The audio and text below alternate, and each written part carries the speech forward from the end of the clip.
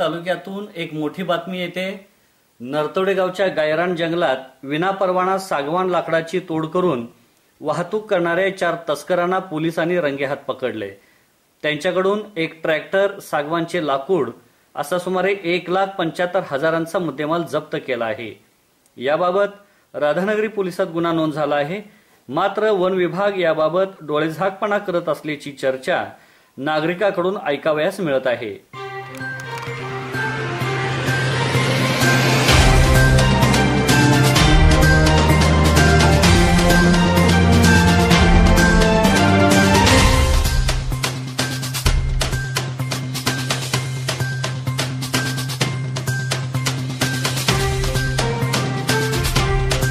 राधानगरी तालुक्यातून एक मोठी बातमी येते।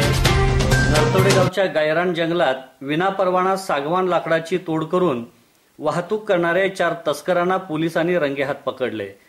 त्यांच्याकडून एक ट्रॅक्टर, सागवानचे लाकूड असा सुमारे 1,75,000चा मुद्देमाल जप्त केला आहे।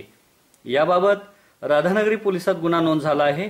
मात्र वन विभाग याबाबत डोळेझाकपणा करत असल्याची चर्चा नागरिकांकडून ऐकावयास मिळत आहे।